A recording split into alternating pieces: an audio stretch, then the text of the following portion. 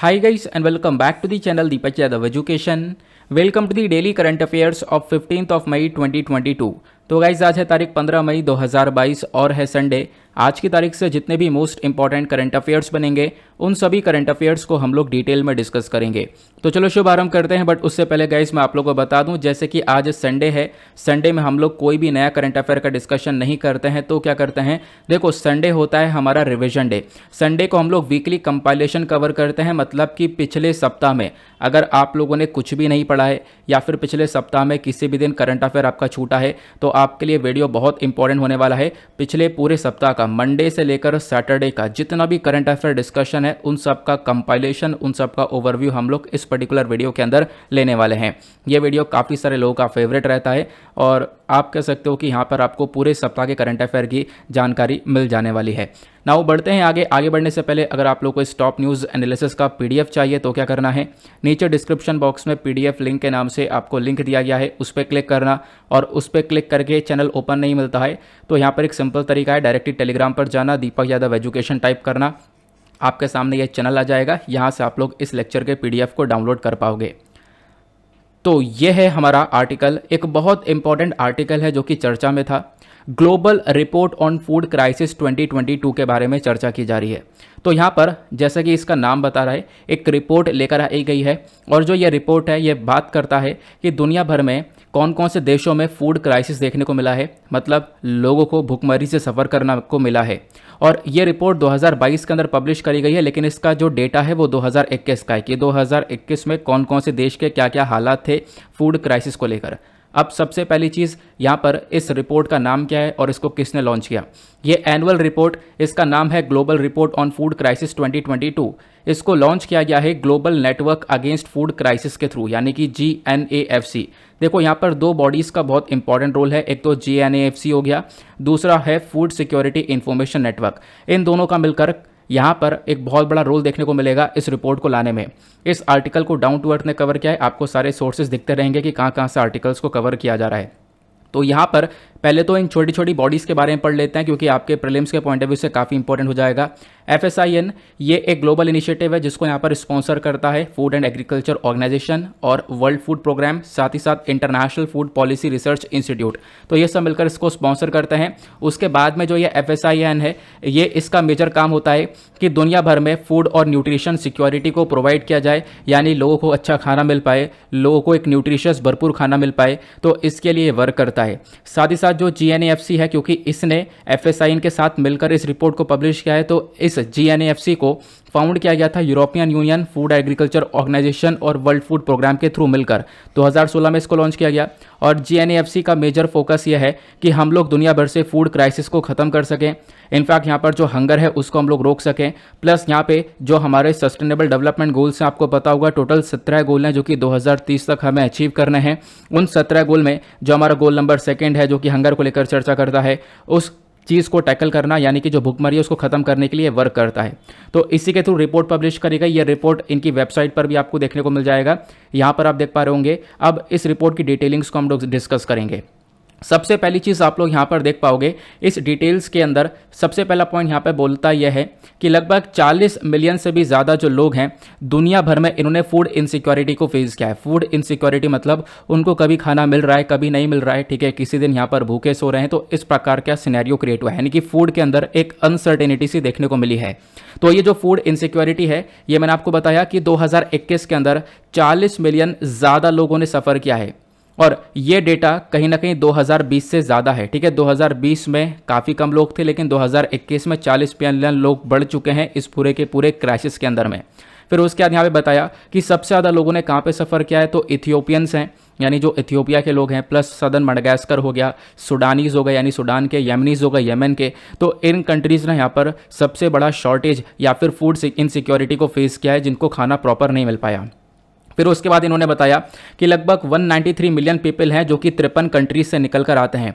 इन्होंने सबसे ज़्यादा फूड इनसिक्योरिटी को फेस किया है साल 2021 में। तो साल 2021 में बहुत सारे लोग हैं जिनको प्रॉपर खाना नहीं मिल पाया है, ये रिपोर्ट बताती है। फिर उसके बाद आप देख पाओगे यहाँ पर और डिटेलिंग्स दी गई हैं, जैसे कि यहाँ पर मेंशन किया गया कि जो ये देश हैं, लगभग 53 कंट्रीज़ का नाम लिया मैंने, जो ये 53 कंट्रीज़ हैं इनमें किन किन हालात की वजह से इन लोगों को खाना नहीं मिल पाया है। तो इन 53 कंट्रीज़ में से 8 कंट्री तो ऐसी हैं जहाँ पर आप कह सकते हो कि वेदर एक्सट्रीम देखने को मिला है। मतलब कि आप साइन देख रहे होंगे, ये वाला साइन वेदर एक्सट्रीम को डिनोट करता है, ये वाला साइन इकोनॉमिक शॉक्स को डिनोट करता है और ये वाला साइन कॉन्फ्लिक्ट को डिनोट करता है। तो लगभग 8 कंट्रीज़ और टेरिटरीज़ ऐसी हैं जहाँ पर वेदर की वजह से, यानी कि जो हमारा मौसम है इसकी अनसर्टेनिटी की वजह से वहाँ पर प्रॉपर खाने का प्रोडक्शन नहीं हो पाया है। उसके बाद लगभग 30.2 मिलियन पीपल ये 21 कंट्री से हैं जिन्होंने सफ़र किया है इकोनॉमिक शॉक की वजह से एक फूड इनसिक्योरिटी को। तो यहाँ पर पैसे की कमी की वजह से फूड इनसिक्योरिटी क्रिएट हुई है। फिर 139.1 मिलियन जो लोग हैं ये 24 कंट्री से हैं। इन कंट्रीज़ के अंदर आपको कॉन्फ्लिक्ट और इनसिक्योरिटी देखने को मिल जाएगी। मतलब इन कंट्रीज़ के अंदर खुद अपने यहाँ पर विवाद या फिर वॉर वगैरह चल रही है, जिसकी वजह से हालात काफ़ी ज़्यादा बुरे देखने को मिल जाएंगे। तो ये डेटा यहाँ पर हमारे पास आता है। फिर इस डेटा ने क्या क्या रीज़न थी मैंने आपको बता दिया। किसी देश में कॉन्फ्लिक्ट चल रहा है, कहीं पर वेदर एक्सट्रीम है और कहीं पर इकोनॉमिक शॉक्स हैं जिसकी वजह से ये हालात हुए हैं। आगे आते हैं। अब उसके बाद इसी रिपोर्ट के अंदर एक और डेटा पब्लिश किया गया। यहाँ पे बोला गया ये तो भाई यहाँ पर टॉप की 10 कंट्रीज़ हो गई जहाँ पर बुरी तरह से ये इकोनॉमिक क्राइसिस या फिर कॉन्फ्लिक्ट्स देखने को मिले हैं, जिसकी वजह से काफ़ी सारे लोगों ने सफ़र किया। सबसे टॉप पर आपको DRC देखने को मिल जाएगा, डेमोक्रेटिक रिपब्लिक ऑफ कॉन्गो। यहाँ पे आप देख पाओगे कितने लोगों ने सफ़र किया है। उसके बाद Afghanistan, Ethiopia, Yemen, Nigeria. Ethiopia के अंदर तो बहुत ही बुरे हालात हैं। यहाँ पे एक वॉर हुआ जिसकी वजह से जो लोग हैं उनको कितने कितने दिनों तक खाना नहीं मिला, जिसकी वजह से बहुत सारे लोगों की जान भी गई है। फिर उसके बाद Nigeria, Syria, Sudan, south Sudan, Pakistan, Haiti, ये सारे देश यहाँ पे टॉप 10 के अंदर आते हैं जहाँ पे हालात काफ़ी बुरे हैं। अब बात करते हैं भारत के अंदर फूड सिक्योरिटी को लेकर क्या हालात हैं। तो देखो भारत के अंदर फूड, अब यहाँ पर इनसिक्योरिटी की बात नहीं कर रहे हैं हम, यहाँ पर सिक्योरिटी की बात कर रहे हैं। तो इस सिक्योरिटी को मेजर करने के लिए एक रिपोर्ट आती है सोफी नाम की। इसकी फुल फॉर्म है state of food security and nutrition in the world. तो ये जो रिपोर्ट है इसके अकॉर्डिंग बात करें साल 2021 के अंदर हमारे देश के पास में बहुत सारा अनाज था, ठीक है, बहुत सारा अनाज। साथ ही साथ यहाँ पर 120 मिलियन टन्स हमने देखा है 1 जुलाई 2021 तक ये ग्रेन देखने को मिला है, ये सारा अनाज देखने को मिला है। लेकिन उसके बावजूद भी कुछ हिस्सा है, कुछ लोग हैं जिन्होंने यहाँ पर फूड इनसिक्योरिटी को सफ़र किया है। काफ़ी सारे लोगों के पास में वो खाना नहीं आ पाया है, ये हम लोगों ने देखा। उसके बाद यहाँ पर ये तो सारी डिटेलिंग हुई। फिर उसके बाद कुछ और डेटा था, जैसे कि ये वाला ग्राफ आप देख पाओगे। इसके अंदर अगेन बात की गई है कि 2016 और 2021 का जब आप लोग कंपैरिजन देखते हो तो फूड इनसिक्योरिटी का हालात बदतर हुए हैं या कैसे हुए हैं। तो 2016 में लगभग 108 मिलियन लोगों ने फूड इनसिक्योरिटी को फेस किया था।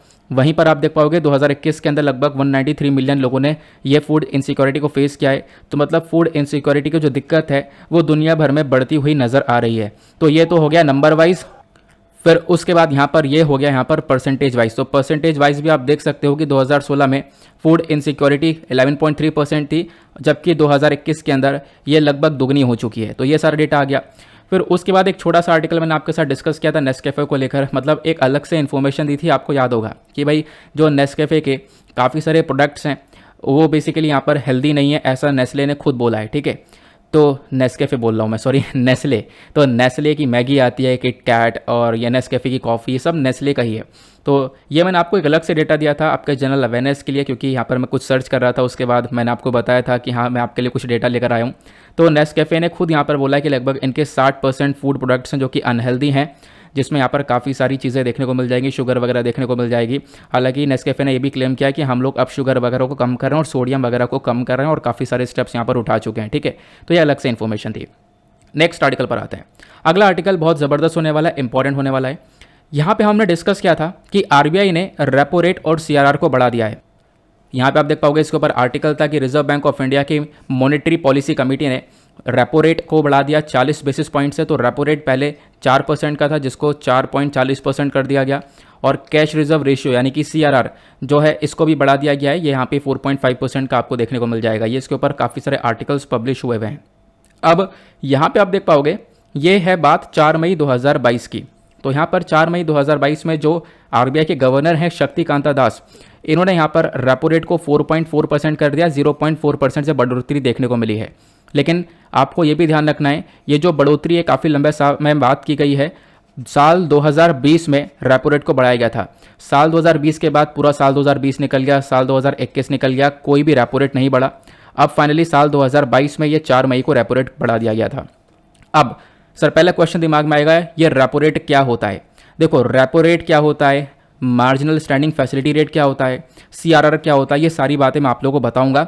लेकिन उससे पहले मैं आप लोगों को बता दूं, ये जो सारे रेट हैं इन सबको लेकर आना या फिर इन सबको फिक्स करने का काम RBI की मॉनेटरी पॉलिसी कमेटी का होता है। अब ये मॉनेटरी पॉलिसी कमेटी क्या होती है, इसके बारे में कुछ स्टैटिक से इन्फॉर्मेशन ध्यान रखना, प्रीलिम्स में आपसे पूछी जा सकती है। ये एक स्टैच्यूटरी और इंस्टीट्यूशनल फ्रेमवर्क है जो कि reserve bank of India act 1934 के अंडर में इस बॉडी को बनाया गया है।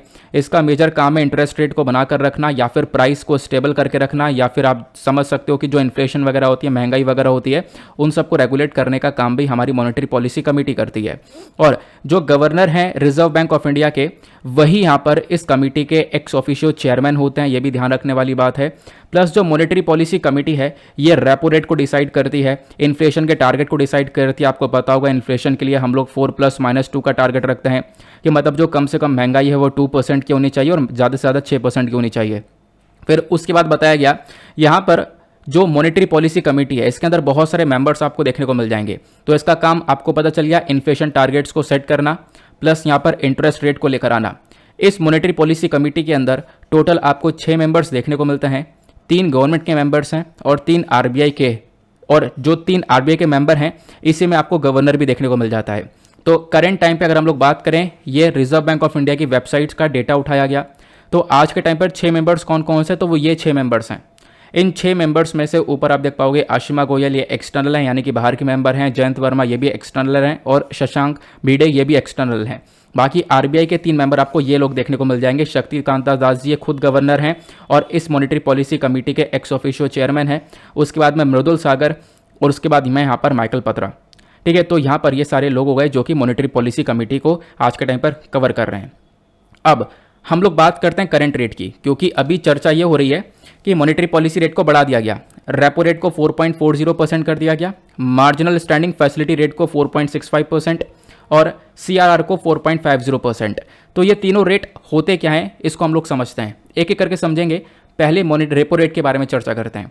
देखो रेपो रेट में कुछ भी नहीं है, बहुत सिंपल सा फंडा है। यहाँ पे हम रेपो रेट को समझेंगे, फिर उसके बाद रिवर्स रेपो रेट को भी मैं आपको बता दूंगा। देखो यहाँ पर हमारा एक सेंट्रल बैंक है, सेंट्रल बैंक बोले तो रिजर्व बैंक ऑफ इंडिया हमारा सेंट्रल बैंक है। दूसरी तरफ हमारे पास कमर्शियल बैंक है, कमर्शियल बैंक मतलब ये SBI हो गया, ठीक है, HDFC हो गया, PNB हो गया, ये सारे हमारे कमर्शियल बैंक्स हैं, ये भी आप लोग को पता है। तो हम एग्जाम्पल लेते हैं SBI का और RBI का, ठीक है, क्योंकि ऊपर सेंट्रल बैंक और कमर्शियल बैंक CBC भी हो जाएगा, इस वजह से RBI और SBI को एग्जाम्पल लेकर समझते हैं। हम लोग क्या समझ रहे हैं, रेपो रेट। तो होता क्या है, SBI को पैसे की ज़रूरत पड़ी तो SBI क्या ले रहा है, लोन। किससे ले रहा है, RBI से। तो RBI ने क्या किया, SBI को लोन दिया। अब ऑब्वियस ही बात है, जब लोन दे दिया गया, SBI का काम हो गया, तो SBI इस लोन को वापस से चुकाएगा। तो SBI ने जब इस लोन को वापस से RBI को दिया तो एक इंटरेस्ट रेट यानी एक ब्याज के साथ में दिया है ना। अब ये जो इंटरेस्ट रेट है, इसी इंटरेस्ट रेट को हम लोग रेपो रेट बोलते हैं। क्लियर हुआ। अब आते हैं दूसरे वाले टॉपिक पर, रिवर्स रेपो रेट यानी RRR।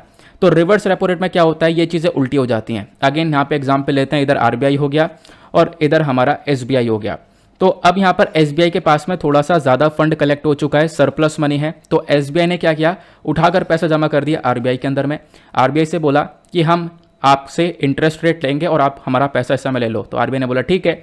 अब RBI ने ही पैसा रखा। अब जब RBI वापस से पैसा लौटाएगा SBI को तो एक रेट पर देगा, एक ब्याज देगा इनको, एक इंटरेस्ट रेट देगा। तो इसी रेट को हम लोग रिवर्स रेपो रेट बोलते हैं। ठीक है, तो ये यहाँ पर आपको समझ में आ जाना चाहिए। अब यहीं पर हम लोग 2-4 बातें और कवर करते हैं।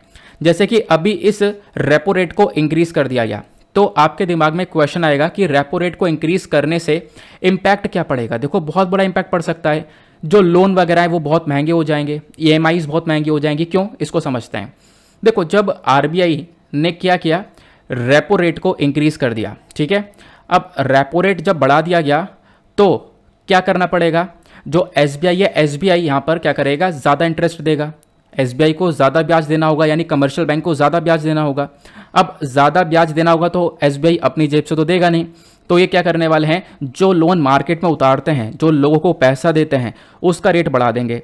तो मार्केट में जो लोन वगैरह मिल रहा है, जो मार्केट में सब कुछ मिल रहा है, वो इंटरेस्ट रेट उस पर जो है वो ज़्यादा हो जाएगा। तो यहाँ पर आप कह सकते हो मार्केट में लोन वगैरह कम उतराएगा, मार्केट में जो मनी फ्लो है वो यहाँ पर कम हो जाएगा। और इसी चक्कर में RBI ने काम किया है ताकि मनी फ्लो मार्केट में कम हो जाए और जो आज के टाइम पर महंगाई इन्फ्लेशन देखने को मिल रहा है उसको रोका जा सके। क्लियर हो गया। फिर उसके बाद मैंने आपको बताया एक होता है आरआर यानी कि रिजर्व रेशियो। रिजर्व रेशियो का ही पार्ट है सीआरआर यानी कैश रिजर्व रेशियो और स्टैट्यूटरी लिक्विडिटी रेशियो। चलो एक एक करके समझते हैं सीआरआर और एसएलआर क्या है। देखो मान लो ये एक बैंक है, अब इस बैंक को दो चीज़ें मेंटेन करके चलनी होती है, एक सीआरआर और एक एसएलआर। तो बैंक के अंदर आपने समझो 10,000 या फिर 1,000 का एग्जाम्पल लेते हैं, 1,000 रुपये आपने जमा कर दिए। अब 1,000 रुपये बैंक में जमा किए तो बैंक को क्या करना होगा, इस 1,000 में से मान लो ये देखो ये करंट रेट ये दिया गया है, करंट रेट जैसे कि आज के टाइम पर ये एग्जाम्पल के तौर पर समझते हैं, सीआरआर 6% है और एसएलआर यहाँ पर 20% है। तो बैंक को सीआरआर और एसएलआर दोनों मैनेज करना है। तो बैंक को आपने 1,000 रुपये जमा किए तो बैंक की कमाई हो गई है, ये मान लो आज बैंक को 1,000 रुपये मिले, आज की कमाई है। तो इस पैसे का क्या करना है, आरबीआई ये बोलता है कि इस पैसे को आपको 3 टुकड़ों में बांटना होगा। एक तो पहली बात आपको सीआरआर और एसएलआर का हिस्सा निकाल देना है और उसका जो बचेगा वो अपने पास रख लेना है। तो 1,000 का 6% यानी 60 रुपये सीआरआर में डाल दिए और 1,000 का 20% एसएलआर में डाल दिए 200 रुपये। तो 260 रुपये यहाँ पे आ गए, बचे कितने 740, वो अपने आप पास में रख लो। इस पैसे से आप लोग यहाँ पर लोन वगैरह दे सकते हो, जो काम करना है कर लो, लेकिन इस पैसे को खर्च नहीं करना है। तो ये होता है हमारा सीआरआर और एसएलआर। ठीक है, तो इस सीआरआर को अभी इंक्रीज कर दिया गया है, ये हमने एग्जाम्पल के तौर पे समझ लिया। अब आपके दिमाग में क्वेश्चन आएगा, रिजर्व बैंक ऑफ इंडिया ने ये रेपो रेट और सीआरआर को क्यों बढ़ाया। देखो इसके पीछे का पहला कारण भाई दुनिया भर में महंगाई काफ़ी बढ़ चुकी है, इंटरनेशनल लेवल पर हम देख पा रहे हैं कच्चे तेल के दाम बढ़ चुके हैं। तो इसी इन्फ्लेशन को कंट्रोल करने के लिए रेपो रेट को बढ़ाया गया, जिससे कि यहाँ पर मनी फ्लो मार्केट में रुकेगा और इन्फ्लेशन रुकेगा। फिर उसके बाद दूसरा कारण यूक्रेन वॉर, वही सेम चीज़ हो गई। तीसरा कारण आप देख पाओगे वही मनी फ्लो को कंट्रोल करने के ऊपर यहाँ पर फोकस रखा जा रहा है, ताकि हम लोग इन्फ्लेशन को थोड़ा सा डाउन लेकर आएँ, क्योंकि इन्फ्लेशन आज के टाइम पर 7% के आसपास जा रहा है, जो हमारी लिमिट है वो क्रॉस कर चुका है। क्लियर हुआ, आगे आते हैं। नेक्स्ट आर्टिकल में हमने डिस्कस किया था US Roe versus Wade case को। अब देखो US Roe versus Wade case के ऊपर मैंने एक और वीडियो बना रखा है, अगर आप लोग को इसके बारे में समझना है तो आप लोग सिंपल सा यूट्यूब पर जाओ, सर्च बॉक्स में टाइप करना US Roe versus Wade by Deepak Yadav, इतना टाइप करोगे आपके सामने एक वीडियो आ जाएगा। वो बेसिकली एक दूसरा चैनल है, एजुकेशन अड्डा बाय दीपक यादव करके नाम आपको देखने को मिल जाएगा।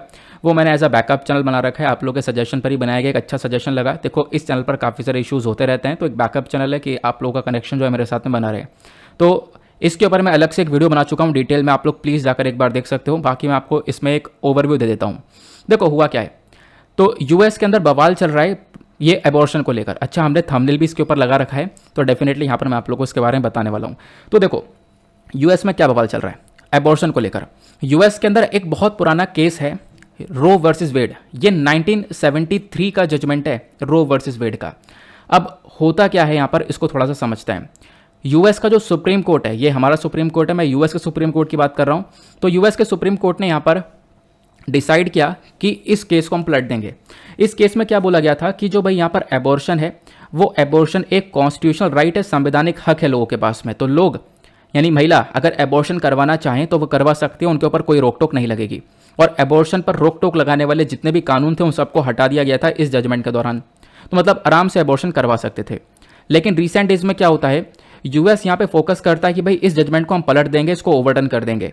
यहाँ पे एबॉर्शन एक तरीके से जो पहले आराम से हो रहा था, लेकिन इसके ऊपर अब रिस्ट्रिक्शंस लगा दी जाएंगी, इसके ऊपर रोक लगा दी जाएगी और एबॉर्शन को बैन कर दिया जाएगा। ये यूएस के सुप्रीम कोर्ट ने डिसाइड किया। ये बात यूएस के सुप्रीम कोर्ट ने बताया नहीं, अभी बताने वाला था, लेकिन उससे पहले ही ये जो बात है ये लीक हो जाती है पॉलिटिकल जर्नलिज्म कंपनी पॉलिटिको के थ्रू। तो पॉलिटिको यहाँ पर ये बात निकाल देता है। अब जैसी बात निकालते हैं आप देख पाओगे अमेरिका में बवाल हो रहा है। यहाँ पर आप देख पाओगे अबॉर्शन इज अ मर्डर, फिर उसके बाद यहाँ पर कीप अबॉर्शन लीगल, काफ़ी सारे लोग फेवर में, काफ़ी सारे लोग यहाँ पर इसके अगेंस्ट में देखने को मिल जाएंगे। यहाँ पे आप देख पाओगे ये डिसीजन लीक हो चुका था, तो इसी को लेकर ये चर्चा की गई थी। तो 1973 का जजमेंट था, मैंने आपको बता दिया। यहाँ पे फोकस ये क्या गया भाई, आप अबॉर्शन करवा सकते हो, अबॉर्शन एक कॉन्स्टिट्यूशनल राइट है आपका। 28 सप्ताह तक यहाँ पर अगर बच्चा पेट में मतलब बन चुका है तो भी यहाँ पर अबॉर्शन किया जा सकता है। फिर इसी के ऊपर डिबेट शुरू गई, यहाँ पर कोई लोग फेवर में हो गए, कोई अगेंस्ट में। करंट सिनेरियो क्या है, तो करंट सिनेरियो यह है कि लोगों का कहना यह है कि भाई देखो हम लोग यहाँ पर अबॉर्शन को बैन करना नहीं चाहते हैं, तो यहाँ पे लोगों के पास में राइट होना चाहिए कि वो बैन अबॉर्शन करवाएं या ना करवाएं। लेकिन होता क्या है ना, इसी बीच में जो मिसिसिपी है, मिसिसिपी एक जो जगह है, स्टेट ऑफ मिसिसिपी है, ये क्या करता है साल 2018 में अपने यहाँ पर अबॉर्शन को बैन कर देता है। ठीक है, अब इसने यहाँ पर अबॉर्शन को बैन कर दिया और साल 2019 में इसने एक और स्टेप उठा दिया, हार्ट बीट अबॉर्शन लॉ लेकर आ गया। मतलब कि यहाँ पे कोई महिला अगर एबॉर्शन करवाने जाती है डॉक्टर के पास, वो डॉक्टर यहाँ पर उस बच्चे की कार्डियक एक्टिविटी को डिटेक्ट कर लेता है कि हाँ उस बच्चे की जो हार्ट है वो वर्किंग में है, तो एबॉर्शन नहीं करवाया जाएगा। तो बेसिकली यहाँ पर मिसिसिपी ने एबॉर्शन को बैन कर दिया, जिसके बाद में यूएस के सुप्रीम कोर्ट ने भी डिसाइड किया हम भी एबॉर्शन को बैन कर देते हैं, जिसको लेकर ये बवाल मच रहा है। अब बात करते हैं भारत में एबॉर्शन को लेकर क्या क्या लॉज देखने को मिल जाएंगे। तो इंडियन पिनल कोड 1860, क्योंकि 1860 में इंडियन पिनल कोड आया था, तो इसके अंडर में अगर हम लोग बात करें जो ये एबॉर्शन है, एबॉर्शन अभी भी यहाँ पर एक अपराध है, ये सेक्शन 312 बोलता है। लेकिन उसके बाद यहाँ पर क्या होता है, हम लोग एक एक्ट लेकर आते हैं एमटीपी एक्ट 1971, जिसको medical termination of pregnancy act 1971 के नाम से जाना जाता है। ये क्या करता है, ये यहाँ पर एक छूट दे देता है कि अगर कोई एबॉर्शन करवाना चाहता है तो करवा सकता है, लेकिन इसमें एक कंडीशन होती है कि आप सिर्फ और सिर्फ 20 सप्ताह तक यहाँ पर एबॉर्शन करवा सकते हो। मतलब आज प्रेगनेंसी स्टार्ट हुई तो 20 सप्ताह तक यहाँ पर 20 सप्ताह से पहले तक एबॉर्शन करवाया जा सकता है, उसके बाद एबॉर्शन नहीं करवाया जाएगा। क्लियर हुआ। अब इसी एमटीपी एक्ट के अंदर साल 2021 के अंदर अमेंडमेंट होता है, यानी कि एक बदलाव होता है। और वो जो चेंज होता है, वो चेंज क्या होता है, वो चेंज यहाँ पर ये किया गया कि भाई इस एबॉर्शन को 20 सप्ताह से बढ़ाकर इसका टाइम पीरियड 24 सप्ताह तक कर दिया गया। लेकिन ये जो 24 सप्ताह किया गया है ये सभी के लिए नहीं है, ये 24 सप्ताह उन्हीं लोगों के लिए किया गया जो विमेन यहाँ पर जिसके साथ में कोई रेप हुआ है, ठीक है, जिसने यहाँ पर कुछ ना कुछ बुरा सफ़र किया है, ठीक है, उसकी वजह से यहाँ पर ये प्रेगनेंसी आ चुकी है, तो यहाँ पर वो उसको थोड़ा ज़्यादा टाइम पीरियड दिया जाएगा इस एबॉर्शन के लिए।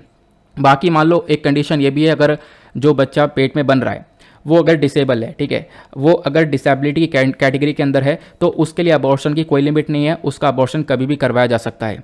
लेकिन यहाँ पर क्या होता है, उसके लिए मेडिकल बोर्ड वगैरह बैठता है, उसके बाद में ये सारे मुद्दा बैठाया जाता है। फिर उसके बाद हमने अगले आर्टिकल में जम्मू एंड कश्मीर डिलिमिटेशन के बारे में जाना था। तो अभी रिसेंटली आपको पता होगा एक फाइनल जो रिपोर्ट है डिलिमिटेशन की वो सबमिट कर दी गई है, और वो जो डिलिमिटेशन है वो अभी जम्मू एंड कश्मीर में हुआ है। इस वाले मैप को पहले समझना होगा आपको, तभी आगे बातें समझ में आएंगी। यहाँ पर जो ऊपर है रीजन, ये है पाकिस्तान ऑक्यूपाइड कश्मीर वाला, जिसको हम लोग बल्तिस्तान के नाम से जानते हैं, जिसको पाकिस्तान ने कब्जा रखा है, लेकिन ये है भारत का हिस्सा। उसके बाद ये वाला रीजन आज़ाद पाकिस्तान ऑक्यूपाइड कश्मीर के नाम से यहाँ पर चाइना बोलता है, सॉरी पाकिस्तान बोलता है, लेकिन ये भी हमारा हिस्सा है। इधर लद्दाख देखने को मिल जाएगा, ऊपर अक्साई चीन वाला हिस्सा देखने को मिल जाएगा, जिसको चाइना ने कब्जा रखा है, लेकिन ये भी हमारा ही है। तो डिलिमिटेशन यहाँ पर कराया गया है। अब डिलिमिटेशन क्या होता है, इसको हम लोग बोलते हैं परिसीमन। देखो पहले मैं आपको डिलिमिटेशन समझाता हूँ, फिर उसके बाद यहाँ पे समझाऊंगा, वो ज़्यादा बेहतर रहेगा। देखो डिलिमिटेशन क्या होता है, डिलिमिटेशन बेसिकली एक एक्ट है जहाँ पर हम लोग क्या करते हैं, बाउंड्रीज और जो लिमिट्स होती हैं उसको हम लोग चेंज कर देते हैं। इसका मतलब यह है, जैसे कि मान लो आज एक स्टेट है, स्टेट के अंदर एक लेजिस्लेटिव असेंबली है, ठीक है, उसके बाद यहाँ पर आप देख पाओगे लोकसभा आपको देखने को मिल जाएगा, ठीक है, असेंबलीज देखने को मिल जाएंगी, तो वहाँ पर सीट वगैरह है, और लोगों का एक रिप्रेजेंटेशन आपको लोकसभा में देखने को मिल जाएगा, लोगों का ही रिप्रेजेंटेशन आपको असेंबलीज में देखने को मिल जाएगा। अब मान लो जैसे कि एक यूनियन टेरिटरी है, यूनियन टेरिटरी दिल्ली है, दिल्ली के अंदर लेजिस्लेटिव असेंबली है, उसी प्रकार से जम्मू और कश्मीर एक यूनियन टेरिटरी है, क्योंकि आपको पता है आर्टिकल 370 को हटाने के बाद में जम्मू कश्मीर यूनियन टेरिटरी बन गया, तो यहाँ पर भी एक असेंबली है। तो इस असेंबली के अंदर में जो लोग हैं वो बेसिकली यहाँ पर लोकल लोगों को रिप्रेजेंट कर रहे हैं। अब यहाँ पे क्या हुआ, चीज़ें बदल चुकी हैं, तो चीज़ें बदल जाती हैं। देखो जो डिलिमिटेशन है वो वैसे तो हर 10 साल बाद किया जाता है, यानी सेंसस के बाद में। सेंसस क्या होता है, जनगणना। जनगणना से क्या पता चलता है कि हमारी जो जनसंख्या है वो 10 साल बाद बढ़ी है घटी है। अगर 10 साल बाद जनसंख्या बढ़ी है तो उनको एक प्रॉपर रिप्रेजेंटेशन भी तो चाहिए होगा असेंबली के अंदर में, लोकसभा के अंदर में, तो उसके लिए यहाँ पर उस एरिया में सीट्स को बढ़ाया जाता है, ठीक है, उस एरिया में उन सीट्स को बढ़ा दिया जाता है, और अगर पॉपुलेशन घटी है तो सीट्स को कम कर दिया जाता है। तो यहाँ पर कम ज़्यादा किया जा रहा है, इसी प्रोसेस को हम लोग डिलिमिटेशन बोलते हैं। क्लियर हो गया। अब यहीं पर जम्मू एंड कश्मीर में क्या होता है, आपको पता होगा 2019 में आर्टिकल 370 को अब्रोगेट किया जाता है, ये इनॉपरेट हो जाता है। उसके बाद में यहाँ पर चीज़ें बदल जाती हैं, लद्दाख और जम्मू कश्मीर अलग अलग यूनियन टेरिटरी बन जाते हैं। नीचे वाला हिस्सा जम्मू वाला है, ऊपर वाला कश्मीर वाला है। अब इसके पूरे रीजन के अंदर में एक डिलिमिटेशन बैठाया गया, डिलिमिटेशन कमीशन ने यहाँ पर डिलिमिटेशन कर दिया है। अब सीट्स को बढ़ा दिया गया यहाँ पर, बेसिकली पहले सीट्स यहाँ पर कम हुआ करती थी, अब बढ़ा दी गई हैं। तो मैं आपको डायरेक्टली बताऊँ तो पहले इस पूरे रीजन के अंदर कश्मीर के पास में 6 सीट्स हुआ करती थी, जम्मू के पास में 37 सीट्स हुआ करती थी, यानी 37, सॉरी कश्मीर के पास में 46 हुआ करती थी और जम्मू में 37 हुआ करती थी, लद्दाख में 4 हुआ करती थी, और 24 सीट्स यहाँ पर किसके लिए रखी गई थी, पाकिस्तान ऑक्यूपाइड कश्मीर के लिए। एक बार इस मैप में थोड़ा सा ध्यान से देख लेते हैं। जम्मू के पास में 37 सीट्स थी, कश्मीर के पास में 46 सीट्स थी, लद्दाख के पास में 4 सीट, और पाकिस्तान ऑक्यूपाइड कश्मीर के लिए यहाँ पर 24 सीट्स थी। अब इसी को चेंज कर दिया गया। चेंज ये कर दिया गया कि जम्मू में 6 सीट्स बढ़ा दी गई हैं, तो जम्मू में अभी टोटल 46 सीट्स हो चुकी हैं। उसके बाद यहाँ पर आप देख पाओगे इधर कश्मीर में 1 सीट को बढ़ा दिया गया है, तो यहाँ पर 47 सीट हो चुकी हैं। बाकी 24 सीट्स पाकिस्तान ऑक्यूपाइड कश्मीर के लिए अभी रखी हुई हैं। ठीक है, तो आप लोग यहाँ पर इसको ध्यान से रख सकते हो। ठीक है, ये आप लोग यहाँ पर इसके बारे में ज़रूर याद रख सकते हो, कुछ इंपॉर्टेंट है ये इन्फॉर्मेशन। क्लियर हुआ? आगे आते हैं। अच्छा, मैंने यहाँ पे बोला जम्मू में 6 सीटें बढ़ा दी गई हैं, तो मैंने शायद 46 बोल दिया, टोटल वो 43 होगा। ठीक है, मैंने गलती से 46 बोल दिया है। क्लियर हो गया? तो ये डिलिमिटेशन अभी किया गया, इसकी एक फाइनल रिपोर्ट अभी तैयार करके भेज दी गई है, जिसको लेकर लगातार चर्चा की जा रही है। और ये जो डिलिमिटेशन होता है, इसके लिए एक कमीशन पहले बैठाया जाता है। नाउ ये जो कमीशन है ये क्या है, तो इस कमीशन को अपॉइंट किया जाता है प्रेसिडेंट ऑफ इंडिया के थ्रू। और ये जो कमीशन है यहाँ पर ये काम करता है इलेक्शन कमीशन ऑफ इंडिया के साथ कोलेब्रेशन करने के बाद में। इस कमीशन के अंदर में कौन कौन होता है? रिटायर्ड सुप्रीम कोर्ट के जज होते हैं, चीफ इलेक्शन कमिश्नर होते हैं और स्टेट इलेक्शन कमिश्नर होते हैं। तो ये लोग मिलकर आप कह सकते हो इस पूरे के पूरे कमीशन को सेटअप करते हैं। आगे आते हैं। अगला आर्टिकल इंपॉर्टेंट है एनवायरमेंट के पॉइंट ऑफ व्यू से।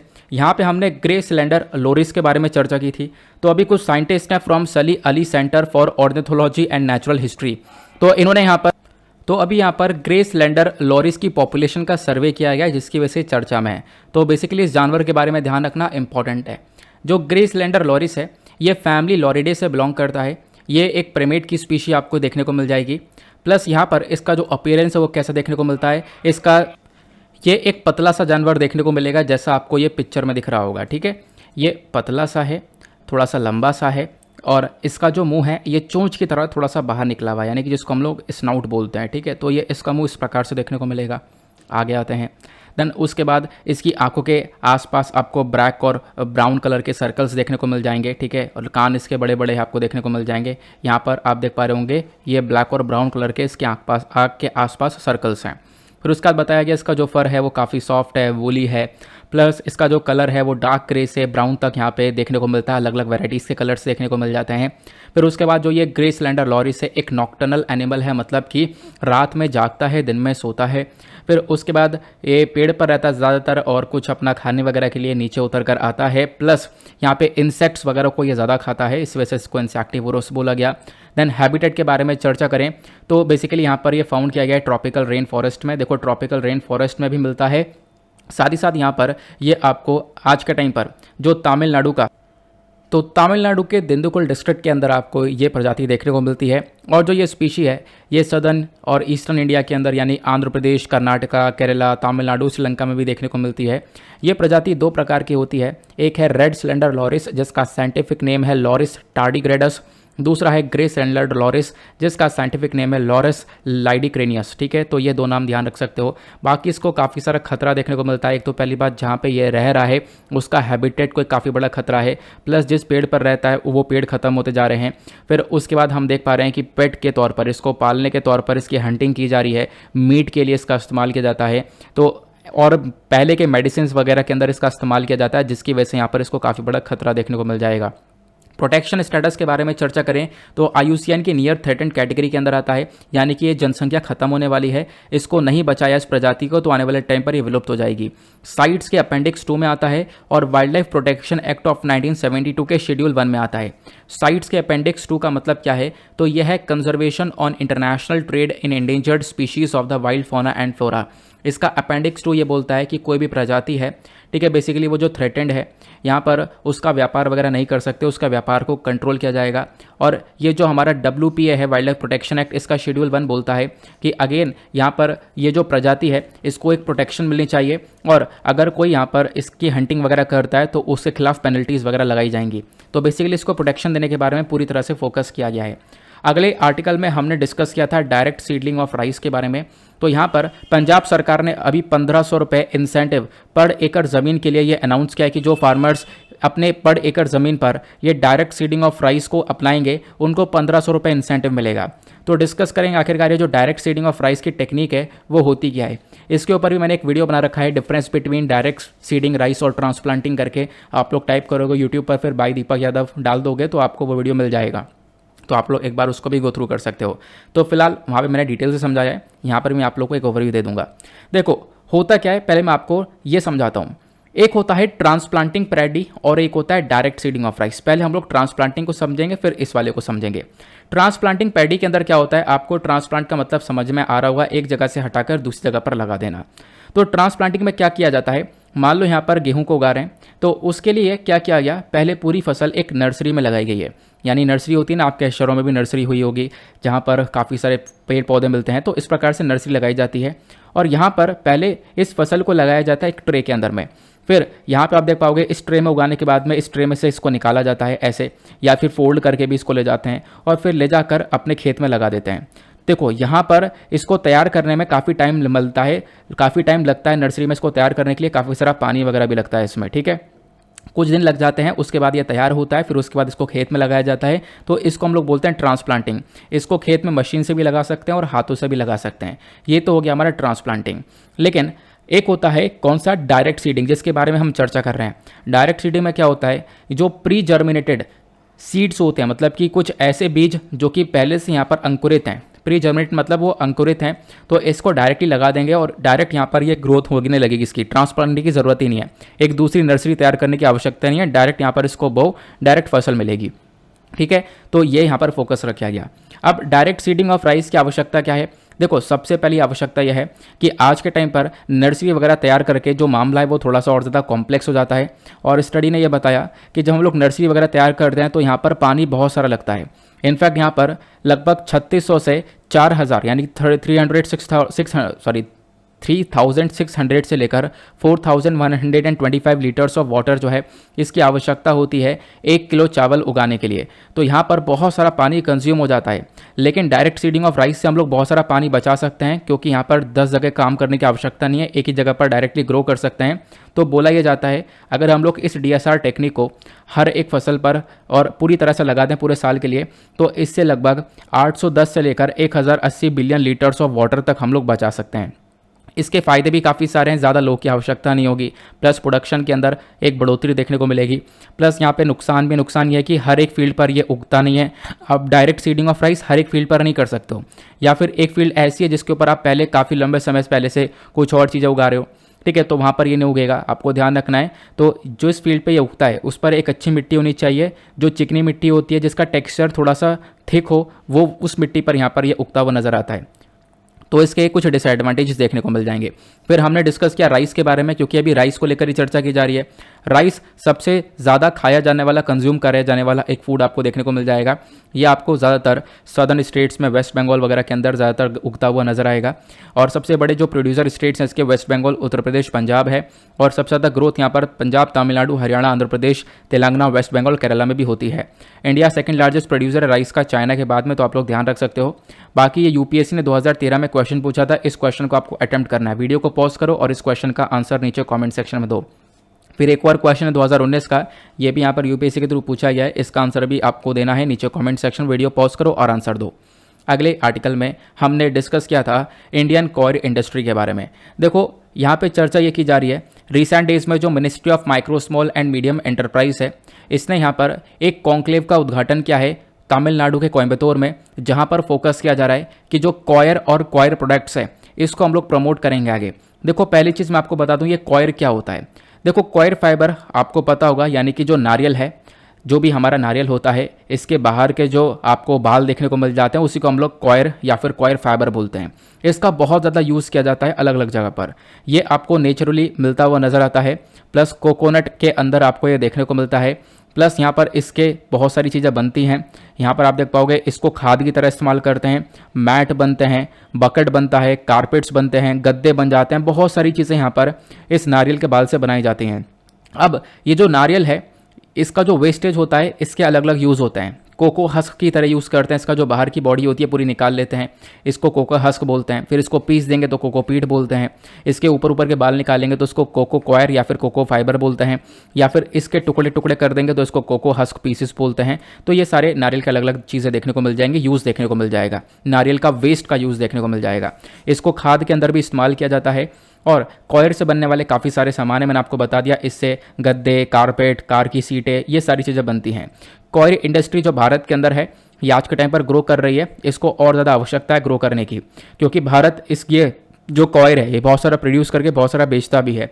दुनिया भर में जितना भी फाइबर का प्रोडक्शन होता है इसका 80% भारत के अंदर ही होता है और लगभग यहाँ पर 9 लाख टन हर साल भारत यहाँ पर कॉयर फाइबर को प्रोड्यूस करता है, जिसमें से हम लोग बहुत सारा फाइबर लगभग 7.5 लाख टन का एक्सपोर्ट कर देते हैं और ये चाइना को हम लोग हर साल एक्सपोर्ट करते हैं और चाइना से लगभग यहाँ पर आप कह सकते हो एक्सपोर्ट करने पर 4,000 करोड़ रुपए हम लोग कमा लेते हैं।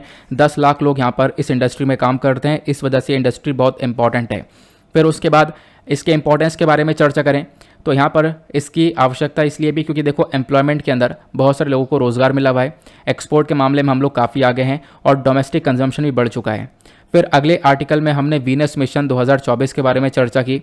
तो अभी इसरो के जो नए चेयरमैन हैं सोमनाथ जी, तो इन्होंने बोला है कि हम लोग अपने वीनस मिशन को 2024 तक कंडक्ट करेंगे, यानी जो हमारा शुक्र है शुक्र ग्रह पर जाएंगे। तो वीनस कहाँ पर देखने को मिलेगा? सन, उसके बाद यहाँ पर मरकरी हो गया, देन अर्थ। मरकरी और अर्थ के बीच में आने वाला ये प्लैनेट है वीनस। तो इसके ऑब्जेक्टिव क्या होने वाले हैं? वीनस पर जाकर हम लोग स्ट्रैटिग्राफी को करेंगे। स्ट्रैटिग्राफी का मतलब यह है जो वहाँ पर चट्टानें हैं उनकी लेयर्स की स्टडी की जाएगी। फिर साथ ही साथ यहाँ पर हम लोग वीनस की स्टडी करके समझेंगे कि कैसे कैसे और भी प्लैनेट्स इवॉल्व हुए हैं। वीनस को स्टडी करने से पता चलेगा कि अर्थ कैसे बनकर आया है पूरा का पूरा, क्योंकि अर्थ और वीनस के बीच में काफ़ी सारी सिमिलैरिटीज़ नज़र आती हैं। प्लस इस मिशन में काफ़ी सारे चैलेंजेस होंगे। हमारे एस सोमनाथ जी ने बोला कि देखो वीनस पर मिशन भेजना बहुत आसान है, लेकिन दिक्कत यह है कि उसके एटमॉस्फेयर को अच्छे से स्टडी करना, क्योंकि उसका जो एटमॉस्फेयर है वो काफ़ी थिक एटमॉस्फेयर देखने को मिल जाएगा। बहुत सारी टॉक्सिक गैसेस वगैरह वहाँ पर आपको देखने को मिल जाएंगी, ठीक है। तो जिसकी वजह से यहाँ पर थोड़ा सा मुश्किल हो सकता है, बट ये काम हम करके दिखाएंगे क्योंकि और देश भी कर चुके हैं। यूएस ने यहाँ पर वीनस पर अलग अलग मिशन भेज दिए हैं, रशिया ने भी भेज चुका है, जापान ने भी यहाँ पर भेज दिया है और यूरोप ने भी यहाँ पर भेज दिया है। अब यहाँ पर इंडिया इस लिस्ट में ऐड हो जाएगा 2024 तक। फिर वीनस को लेकर कुछ फैक्ट्स मैंने आपको बताए थे कि वीनस का जो नाम है वो रोमन गॉडेस ऑफ लव और ब्यूटी के नाम पर पड़ा हुआ है। वीनस यहाँ पर सेकंड प्लैनेट देखने को मिल जाएगा सन से जब हम इसको देखते हैं, क्योंकि सन के बाद मरकरी, वीनस, फिर सेकंड प्लैनेट हो गया ना ये। फिर सोलर सिस्टम में छठे नंबर पर आने वाला सबसे बड़े साइज़ का और सबसे ज़्यादा वेट का देखने को मिल जाएगा। प्लस यहाँ पर सेकंड ब्राइटेस्ट नेचुरल ऑब्जेक्ट बोलते हैं इसको, क्योंकि यहाँ पर मून के बाद सबसे ज़्यादा चमकता है रात में ये। फिर उसके बाद यहाँ पर इसको हॉटेस्ट प्लैनेट भी बोला जाता है, क्योंकि यहाँ पर जो ग्रीन हाउस इफेक्ट है वो बहुत ज़्यादा है, बहुत ज़्यादा पोल्यूशन, कार्बन वगैरह आपको देखने को मिल जाता है। फिर उसके बाद यहाँ पर जो वीनस है, वीनस बिल्कुल अर्थ के जैसा ही है, अर्थ के बिल्कुल जितनी सिमिलर चीज़ें आपको देखने को मिल जाएंगी। फिर उसके बाद यहाँ पर बोला गया कि देखो यहाँ पर ये जो वीनस के ऊपर हम लोग मिशन भेज रहे हैं इसका नाम होने वाला है शुक्रयान, तो ध्यान रखना। फिर उसके बाद जम्मू कश्मीर डिलिमिटेशन के बारे में ऑलरेडी हम लोग चर्चा कर चुके हैं अभी थोड़ी देर पहले, बिल्कुल सेम आर्टिकल वापस से रिपीट हुआ है। अगले आर्टिकल में हमने वर्ल्ड फूड प्राइस 2022 के बारे में चर्चा की थी। तो अभी वर्ल्ड फूड प्राइस 2022 का जो ये प्राइज़ है ये दिया गया है एक महिला को, जिनका नाम आप लोग यहाँ पर देख पाओगे, सिंथिया रोजेनविक। तो इनका ये नाम है, 2022 के लॉरेट हैं। ये जो वर्ल्ड फूड प्राइज़ है बहुत इंपॉर्टेंट है। इसका ऑब्जेक्टिव होता है कि भाई यहाँ पर उन व्यक्ति को ये अवार्ड देना जिन्होंने एक बहुत कुछ अचीव किया है, ह्यूमन डेवलपमेंट को यहाँ पर बहुत बढ़ावा दिया है, वहाँ पे जो फूड है उसकी क्वालिटी के ऊपर काम किया है, क्वांटिटी के ऊपर काम किया है, उसकी अवेलेबिलिटी के ऊपर काम किया है, उसके बेसिस पर इनको ये अवार्ड दिया जाता है, ठीक है। तो अभी ये 2022 का अवार्ड किसको मिला आपने जान लिया। उससे पहले 2021 में ये अवार्ड डॉक्टर शकुंतला हरिक सिंह को मिला था और साल 2020 में इंडियन अमेरिकन सॉइल साइंटिस्ट ने डॉक्टर रतनलाल इनको मिला था। तो 2020-21 के अवार्ड भी पता चल चुके हैं। इसके लिए एलिजिबिलिटी कोई भी हो सकता है, किसी भी व्यक्ति को अवार्ड मिल सकता है, बिना किसी यहाँ पर कोई डिस्क्रिमिनेशन नहीं होता, कोई भेदभाव नहीं होता। और इसमें जो कैश प्राइस है वो लगभग $2,50,000 का कैश अवार्ड दिया जाता है, ठीक है। फिर साथ ही साथ यहाँ पर एक स्कल्पचर, एक पेंटिंग वगैरह दी जाती है जो कि एक पॉपुलर आर्टिस्ट ने डिज़ाइन की है। उसके साथ साथ यहाँ पर ये जो अवार्ड है, इस अवार्ड को प्रेजेंट करने के लिए वर्ल्ड फूड प्राइज़ फाउंडेशन को बनाया गया है। फिर उसके बाद में इसके बैकग्राउंड के बारे में चर्चा करें तो वर्ल्ड फूड प्राइज़ को कौन लाया था, तो डॉक्टर नॉर्मन ए बारलॉग लेकर आए थे, जो कि नोबेल पीस प्राइज़ के विनर हैं, जिनको फादर ऑफ ग्रीन रिवॉल्यूशन के नाम से जाना जाता है। तो सबसे पहली बार ये वर्ल्ड फूड प्राइज़ किसको मिला था? ये सबसे पहली बार जो अवार्ड है ये 1987 में मिला था डॉक्टर MS स्वामीनाथन को, जो कि father of India's green revolution कहलाते हैं। फिर उसके बाद हमने अगले आर्टिकल में डिस्कस किया था प्रधानमंत्री गरीब कल्याण अन्न योजना के बारे में। तो देखो अभी प्रधानमंत्री गरीब कल्याण अन्न योजना को थोड़ा सा बढ़ा दिया गया है। इस योजना को सितंबर 2022 तक चलाया जाएगा। इस योजना का मेजर फोकस ये है कि हम लोग क्या कर सकें, जो एक तरीके से पुअर फैमिली है उनको यहाँ पे अनाज दे सके बिल्कुल फ्री में। तो इस योजना को लेकर आया गया था साल 2020 में जब कोविड-19 आया था। तो कोविड-19 की वजह से फूड का शॉर्टेज हुआ था, तो अप्रैल मई जून जुलाई के महीने में हम लोग इसको लेकर आए और यहाँ पर फ्री में कुछ राशन दिया गया था। तो उसके बाद इस स्कीम को अभी तक चला रहे हैं और सितंबर 2022 तक इसको एक्सटेंड कर दिया गया है, जिस वजह से चर्चा में था। तो बेसिकली आपको पता होगा यहाँ पे काफ़ी सारे जो पर्सनस है वो नेशनल फूड सिक्योरिटी एक्ट के अंदर कवर करे गए हैं, तो उनको एडिशनल 5 किलोग्राम ये वीट और राइस मिलेगा बिल्कुल फ्री में, और जो 5 किलो इनको राशन मिल रहा है वो अलग, इसके अलावा फ्री में ये राशन दिया जाएगा, ये यहाँ पर फोकस किया गया था। फिर अगले आर्टिकल में हमने डिस्कस किया नेशनल फैमिली हेल्थ सर्वे 5 के बारे में। तो NH5 की नेशनल रिपोर्ट आई है जिसको अभी रिसेंटली रिलीज़ किया गया है। इस रिपोर्ट ने काफ़ी सारी बातें बताई हैं। इस रिपोर्ट में क्या होता है, तो इस रिपोर्ट के अंदर सारी बातें होती हैं कि भाई हमारे देश में फर्टिलिटी रेट क्या है, फैमिली प्लानिंग क्या है, बच्चों की जान, कितने बच्चों की जान जा रही है, ठीक है, कितने बच्चों का हेल्थ कैसा है, वो सारी बातें यहाँ पर इस रिपोर्ट के अंदर कवर की जाती हैं। अब इस रिपोर्ट ने क्या बताया कि जो टोटल फर्टिलिटी रेट है, मतलब कि एक महिला यहाँ पर कितने बच्चों को जन्म दे रही है, तो जो टोटल फर्टिलिटी रेट है वो डिक्लाइन हुआ है। पहले 2.2% था, वो अब यहाँ पे 2.0 हो चुका है। मतलब एक महिला पहले 2.2 बच्चों को जन्म दे रही थी, अब वो 2.0 को जन्म दे रही है। ठीक है, यहाँ पर नेशनल फैमिली हेल्थ सर्वे 4 और 5 को कंपेयर किया गया, तो 2.2 ये 4 वाले सर्वे में था और 2.0 ये आपको 5 वाले सर्वे में देखने को मिलेगा। फिर उसके बाद यहाँ पर बताया गया इस रिपोर्ट में जो फर्टिलिटी रेट है उसको लेकर हमने डिस्कस कर लिया। अब हम लोग एरिया वाइज चर्चा करें तो आपको गांव में भी जो फर्टिलिटी रेट है वो कम होता हुआ नज़र देखने को मिलेगा और शहर में भी फर्टिलिटी रेट कम हो गया है। फिर उसके बाद मैरिजेस को लेकर अगर हम लोग चर्चा करें, अंडर एज मैरिज यानी कि जो चाइल्ड मैरिज है, तो ओवरऑल चाइल्ड मैरिज भी कम हुई है ऐसा बताया गया। वेमेन के डेटा की बात करें तो चाइल्ड मैरिज एक समय पर 26.8% थी जो कि कम होकर 23.3% हो गई हैं, और मैन की कैटेगरी में ये 20.3% से कम होकर 17.7% हो गई हैं। फिर उसके बाद अभी भी जो चाइल्ड मैरिज हैं वो आपको पंजाब, वेस्ट बंगाल, मणिपुर, त्रिपुरा, असम के अंदर सबसे ज़्यादा देखने को मिल जाती हैं, और सबसे कम आपको जम्मू कश्मीर, लक्षद्वीप, लद्दाख, हिमाचल प्रदेश, गोवा, नागालैंड में देखने को मिलती हैं। फिर इस रिपोर्ट ने मेंशन किया कि जो यूज़ कॉन्ट्रासेप्टिव का यूज़ है, मतलब यहाँ पर प्रोटेक्शन का जो यूज़ किया जाता है, कॉन्ट्रासेप्टिव्स क्या होते हैं, जैसे यहाँ पर कॉन्डम्स, फीमेल कॉन्डम्स, यहाँ पर ओरल कॉन्ट्रासेप्शन, हार्मोनल रिंग, बहुत सारी चीज़ें होती हैं, सारे कॉन्ट्रासेप्टिव्स है जिसको यहाँ पर यूज़ करके प्रेगनेंसी को रोका जाता है। तो यहाँ पर अगर हम लोग बात करें इस कॉन्ट्रासेप्टिव मेथड का जो यूज़ है वो लगभग बड़ा है, ये भी यहाँ पर बताया गया। फिर उसके बाद जो डोमेस्टिक वायलेंस अगेंस्ट वुमेन यानी कि जो घरेलू हिंसा होती है वुमेन के प्रति, ये थोड़ी सी कम हुई है, ज़्यादा नहीं, थोड़ी सी कम हुई है। पहले 31.2% थी, अब ये कम होकर 29.3% हो गई है। अभी सबसे ज़्यादा जो है वो कर्नाटका में देखने को मिल जाएगी। फिर जो इंस्टीट्यूशनल बर्थ यानी कि जो बच्चों का जन्म है वो हॉस्पिटल में हो रहा है या नहीं हो रहा है, तो यहाँ पर जो इंस्टीट्यूशंस के अंदर जो बर्थ है वो भी बढ़ा है। पहले 79% था, ये अब 89% हो चुका है इंडिया के अंदर में। ठीक है, ये यहाँ पर आप देख पाओगे। फिर उसके बाद स्टंटिंग के बारे में चर्चा की गई, यानी कि जो बच्चा है उसकी उम्र के हिसाब से जो उसकी मतलब हाइट वगैरह है वो बहुत कम है। अब हाइट क्यों कम रह गई, क्योंकि उसको एक अच्छा खाना नहीं मिल पाया है। जो लेवल ऑफ स्टैंडिंग है हमारे कंट्री के अंदर में बच्चों के अंदर, ये थोड़ा सा कम हुआ है। पहले 38% था, थोड़ा अब 36% हुआ है, जो कि एक अच्छी बात है। लेकिन एक बुरी बात यह है कि हमारे देश में ओबेसिटी यानी मोटापा बढ़ा है। नेशनल लेवल पर बात करें तो वेमेन के अंदर पे ये मोटापा एक समय पर 21% था, ये बढ़कर 24% हो चुका है, और मैन के अंदर में ये 19% था, ये बढ़कर 23% हो चुका है। तो मोटापा बढ़ा है। फिर उसके बाद इन्होंने बताया कि वेमेन की क्या कंडीशन है। देखो, वेमेन का जो पार्टिसिपेशन है वो हर चीज़ में इंक्रीज़ हुआ है, घर के डिसीजन में इंक्रीज़ होता हुआ है पार्टिसिपेशन, और वेमेन के पास में जो बैंक अकाउंट्स वगैरह हैं वो भी यहाँ पर ज़्यादा देखने को मिलेंगे। एक समय पर बहुत कम वेमेन्स के पास में बैंक अकाउंट हुआ करता था, बट अब की बार यहाँ पर हम देख पा रहे हैं ये बैंक अकाउंट काफ़ी हद तक बढ़ चुके हैं। फिर उसके बाद अगले आर्टिकल में हमने डिस्कस किया था मेघालय में बीफ क्राइसिस चालू हुए हैं। अब मेघालय में बीफ क्राइसिस क्यों देखने को मिला, ये असम के एक एक्ट की वजह से। असम का एक एक्ट है जिसका नाम है Assam cattle preservation amendment act 2021। पहले मैं आपको मैप दिखाता हूँ, ये आपको नॉर्थ ईस्ट इंडिया का मैप देखने को मिलेगा। ये सारे स्टेट्स नॉर्थ ईस्टर्न स्टेट्स हैं, यहाँ पर मेघालय आपको देखने को मिल जाएगा और ऊपर आपको असम देखने को मिल जाएगा। अब इन दोनों के बीच में काफ़ी बड़ी कनेक्टिविटी है। यहाँ पे जो भी सामान आता है वो असम से होता हुआ मेघालय में जाता है। ये चिकन नॉक हो गया जिसको हम लोग सिलीगुड़ी कॉरिडोर के नाम से भी जानते हैं। अब यहाँ पर आप लोग देख पा रहे होंगे असम से सामान जाता है मेघालय में, लेकिन मेघालय के अंदर जो बीफ वगैरह है यानी कि जो ये मीट वगैरह है बीफ का, ये नहीं जा पा रहा है। नॉर्थ ईस्टर्न स्टेट्स में बीफ वगैरह कंज्यूम किया जाता है, बहुत सारा यहाँ पर नॉनवेज खाया जाता है, लेकिन ये क्राइसिस मेघालय में क्यों क्रिएट हुआ, ये क्रिएट हुआ है असम के इस एक्ट की वजह से, Assam cattle preservation act. Assam का जो ये एक्ट है ये बात करता है कि हम लोग जो काऊ वगैरह है इसको मारने नहीं देंगे, ठीक है, काऊ की हत्या नहीं की जाएगी, गाय की हत्या नहीं की जाएगी। तो इसका ये एक्ट का की फीचर है। फिर साथ ही साथ इस एक्ट ने ये भी बोला कि हम लोग को काऊ के अलावा, गाय के अलावा जो बुल्स हैं, बफेलो है, इसको आप लोग यहाँ पर एक तरीके से इसको स्लॉटर कर सकते हो, इसको ही हत्या कर सकते हो, लेकिन यहाँ पर जो 14 साल से ऊपर की अगर यहाँ पर एक काऊ और कैटल वगैरह है सॉरी ये बफलो है या बुल है, तो इसको आप लोग यहाँ पर एक तरीके से स्लॉटर कर पाओगे। अदरवाइज काऊ की स्लॉटरिंग को पूरी तरह से बैन कर दिया गया है।